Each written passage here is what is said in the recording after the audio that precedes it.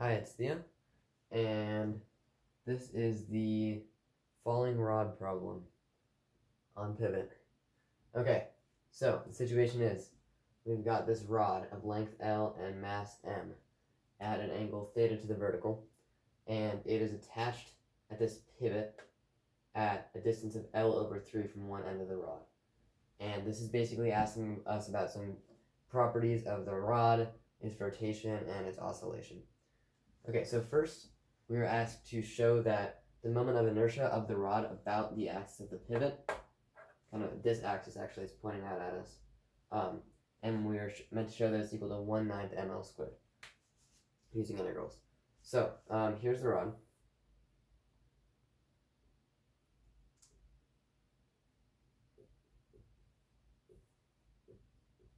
I'm going to find an x-axis parallel to the rod, such that when x is 0, we're at the pivot.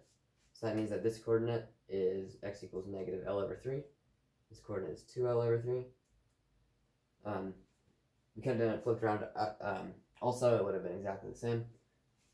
And so, because the mass of the rod is uniformly distributed, we can say that the change in mass, like the change in mass by the change in position, so like how much mass you gain for an instantaneous change in x, is just equivalent to the total mass divided by the length, or the linear density. And from there, we can just say that dm equals m dx over L. Okay, so the formula for moment of inertia is the integral of r squared dm. Now this r is very general. It basically represents the distance from a given point to the axis, which in this case is here. So in this case, because x is 0 here, and kind of x increases this way and decreases this way, x is actually equivalent to r. So we can just substitute. And then from there, I'm just going to substitute for dm and then solve.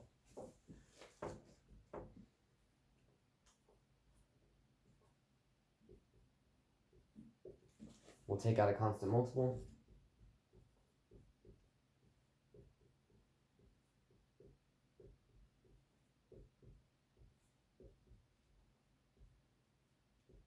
Then evaluate the integral, and then our limits of integration.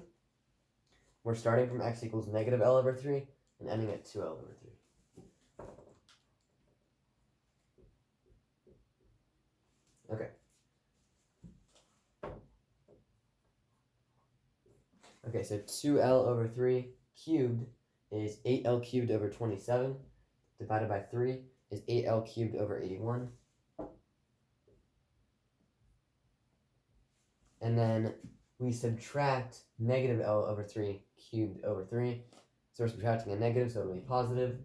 And then L over 3 cubed is L cubed over 27, divided by 3 is L cubed over 81.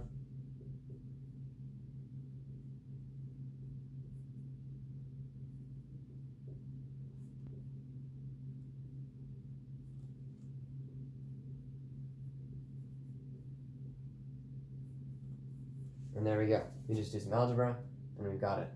I equals 1/9 ml squared, which is equivalent to what we've got there. Okay. So next, we are asked to find a differential equation in terms of theta that allows us to find theta given t and some other physical constants. In this case, we're going to make use of a very generic differential equation for simple harmonic motion, which is basically the case we've got here. This thing is going to oscillate back and forth. So this is the equation.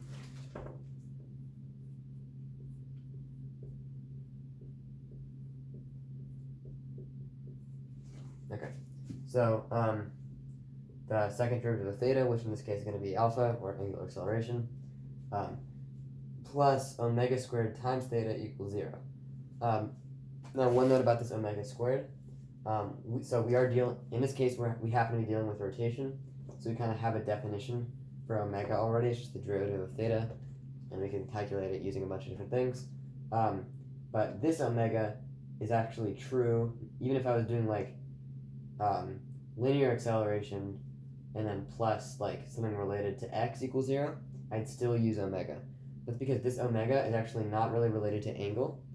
It's actually angular acceleration if you consider one cycle, one full oscillation, to be equal to 2 pi. So if one full oscillation of this going back and forth is 2 pi radians, then omega is the number of radians per second. So that is not equivalent to derivative of theta. Okay, so here's what we're going to do. This, I guess you could answer this, but let's evaluate omega just so we can give a little bit, like a more specific differential equation given these constants. Okay, so this d squared theta over dt squared is the second derivative, that's equal to alpha. So, and then to find alpha, we can use torque equations.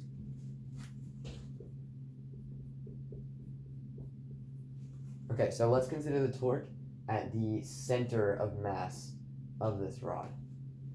So the center of mass of the rod is going to be at a distance of L over 2 from the end. And because it's rotating about this pivot, the radius is going to be a length of L over 6. So we're considering the force of gravity. All right, so let's get radius. So radius is L over 6, and it's kind of pointed this way.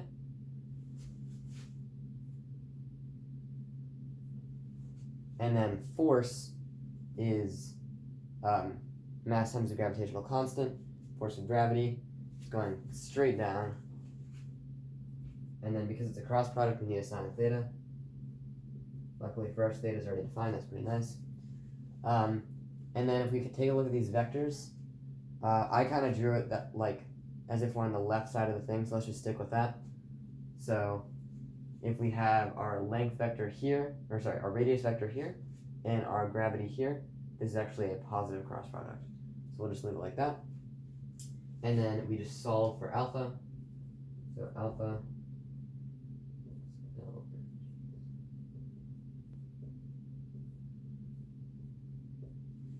so there's our formula for alpha. Okay, so now let's just plug that back in because alpha is the second derivative, and we'll solve for omega. So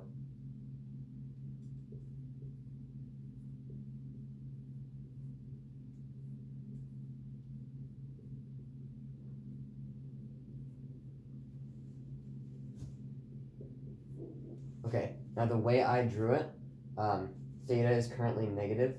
If I had drawn it like this and theta was positive, I would have gotten a negative cross product. So instead of kind of remembering that theta is negative, I'm just going to make this a minus. But that's because the way I drew it, theta is negative. Okay, so therefore LMG sine theta over 6i equals omega squared theta. So now I'm going to make a small angle approximation, which we often need to do in order to solve these differential equations. Even though I don't need to solve it, it will make it easier for us in the future. So the small angle approximation is that sine theta is effectively equal to theta as long as theta is very close to 0. So if I add omega squared theta to both sides and divide by theta, or sine theta, then I get equals omega squared. And now we can just plug that back in to our original differential equation, and this is what we get.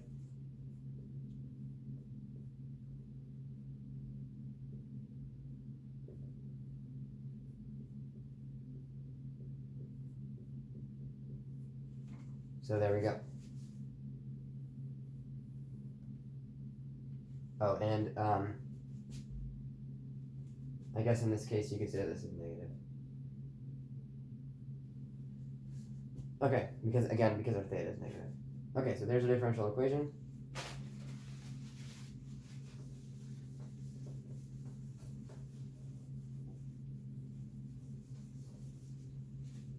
Okay, so now we're going to use this differential equation and find the period. So we've already found that omega squared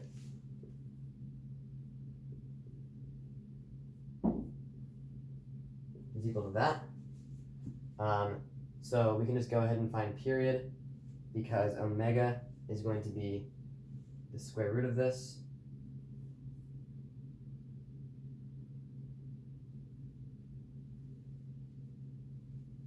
And then we know that, well, we can just say that omega equals 2 pi f equals 2 pi over t.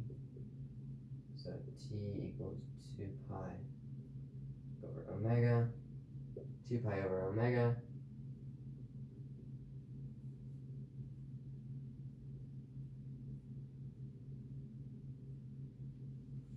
Okay, so now let's plug in our moment of inertia and we can actually solve for t.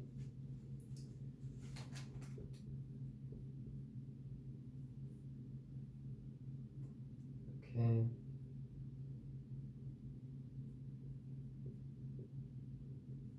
Alright, this should be a capital one. Yeah, these, I guess we're talking about capital one here. L and G equals.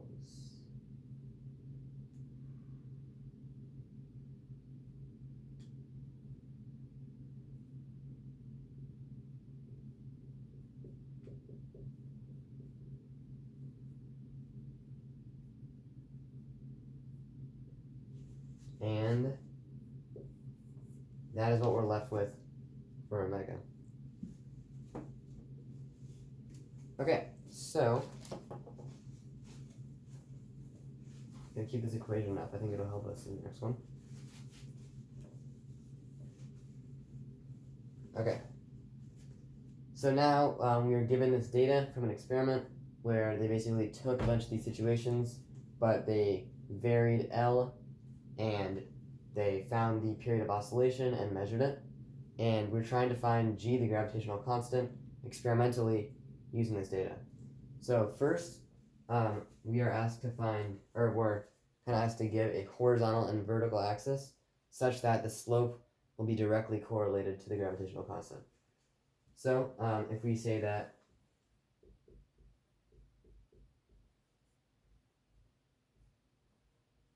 that's true, we can square both sides. Oh, I'm sorry, that's not omega, it's the period. We can square both sides.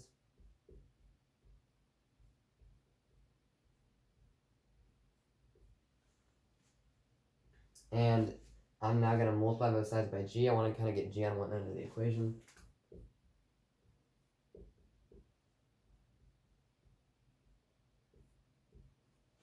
And divide by t squared.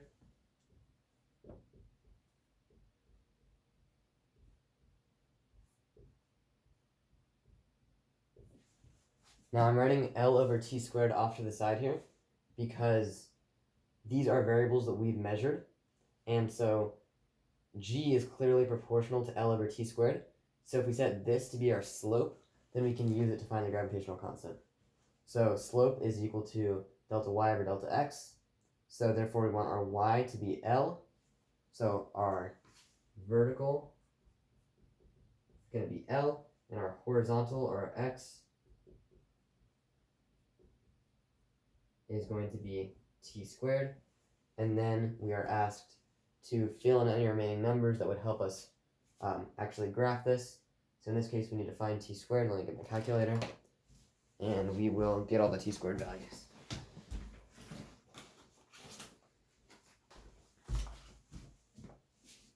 Okay.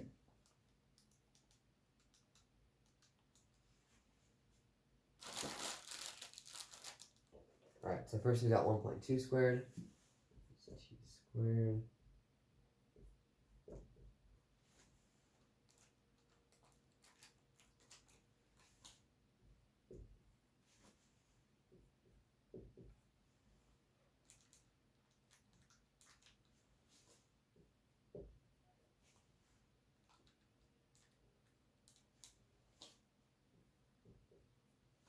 Okay.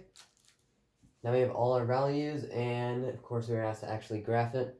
I'm going to do my best with the whiteboard. We'll see how it goes.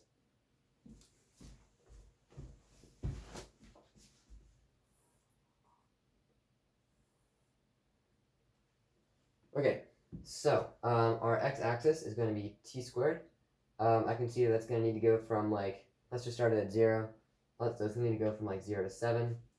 So I think I can just scale by ones and just do 7 marks.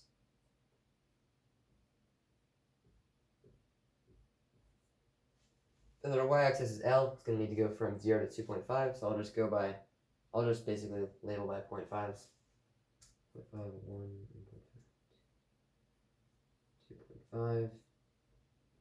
And this is going to be t squared in units of seconds squared, and L in units of meters. Okay, so now let's graph all these points, and we'll see what we can do with it. So our first input is 1.4. Oh, I should probably, you know what I'm going to do actually? Oh yeah, okay, great. 1.4 and 0.5. So 1.4, it's about here. Okay, next we got 2.6 and 1.0. So we'll go that right here. You've got 4.0 and 1.5.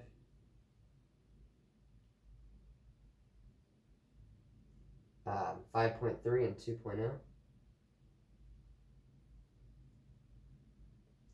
And lastly, 6.8 and 2.5. And these are huge estimations, but that's what our graph is going to look like. Oh, that is really shaky. Anyway, that's the slope. This is obviously not accurate at all, so I did it on paper, and I'll tell you what I got for the actual slope.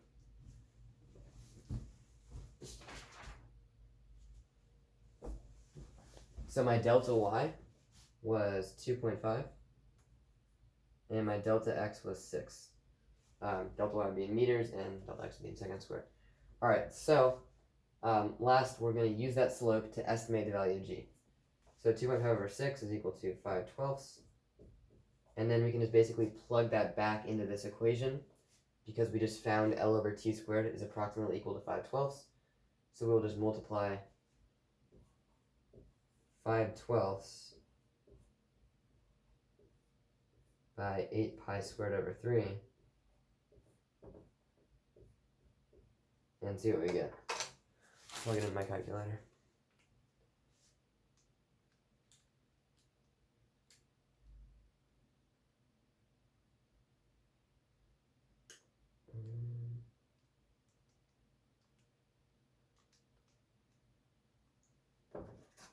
Okay, and I guess, yeah, we're going to round to two significant figures.